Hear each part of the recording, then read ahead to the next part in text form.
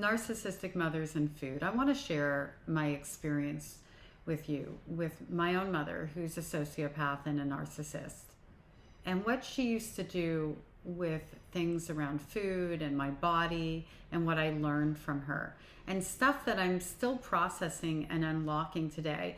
I have lots of memories around my mother, and it isn't that I've forgotten certain things, although certainly sometimes something unlocks a memory. That was a mouthful. But anyway, like someone will make a comment. Like, for example, I talked about how she used to chop my hair off all the time, and people thought I was a boy, and how devastated I was every time, she did that sort of thing. And it just came to my attention the other day, and I've always known this, that while she was chopping my hair off into that Dorothy Hamill haircut, she was walking around with dark, long, like Cher hair. Beautiful hair. And it's all I ever wanted was to have hair like hers. And she was constantly chopping mine off. And it never clicked for me how she wasn't doing that to herself. Like, it's just a weird thing. And I'm processing how I feel about that and what that meant. I mean, other than the obvious, you're not going to look pretty like mommy kind of thing, Anyway, I'll process that in another video. Let's get to the food thing. And something that my mother did with food with regard to me that was almost a happy memory until it wasn't, and could have been.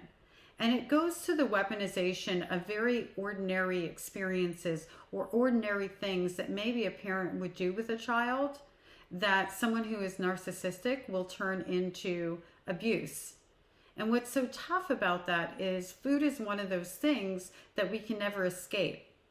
So if you were abused in some way through food or in relationship to food, food is also a trigger and something that's been weaponized against you. And so that's difficult to recover from. I was very eating disordered throughout my entire life. I've been body dysmorphic throughout my entire life. I still struggle to some degree, but I'm no longer eating disordered, and I no longer eat in a disordered way. There was a time where I weighed like 80 pounds, and I'm 5'3", 4", right in there. My mother told me I looked good to kind of give you a clue to how all that rolled out. And, she really supported my anorexia. She supported it. She probably would have been really happy if I ended up in the hospital, or better yet, dead, because then, she could be the grieving mother. But back to the food. Sorry, I know I'm rambling. Anyway, to the food. So when I was little, my mother and I shared some really good experiences around food.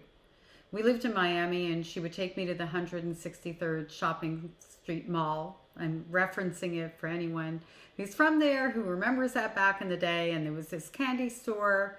And every now and again, if she was in what I thought was a particularly good mood, she would take me in and get me jujubes, which she also loved, and white chocolate, which that was just for me. And I would love those days. Love them. They were the best.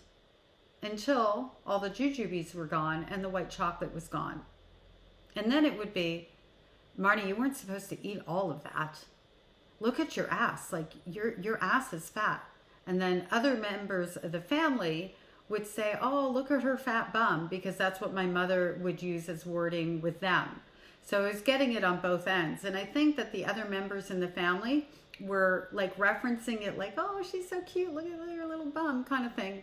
But my mother was saying, everybody knows, like they all say, you have a fat bum, and now you just ate all that candy and everything. What a fat ass you have. In the meantime, her candy bag was also empty, but I didn't notice or see that because I was crushed and heartbroken, because here I was having such a good day with my mommy for one of the very few occasions, and it was ripped apart. Then there were the days where she would take me to Pumpernicks, and we would get this chocolate like cake with this really like, I don't even know the frosting. It was like, it was so good. And we would sit in the car and eat it with our hands out of the container. And oh my God, I love those days. Like so much. And guess what would happen next? Well, because I had a fat ass, now we had to be on the cabbage soup diet, or I don't think it was called that back then, but basically it was like the soup diet, or some other deprivation kind of thing. I was 11 and 12 years old. And somehow, every time my mother would go in to do this thing, I would forget about what happens on the flip side. You know, the berating, the insults, the judgment for eating the food that she fed me.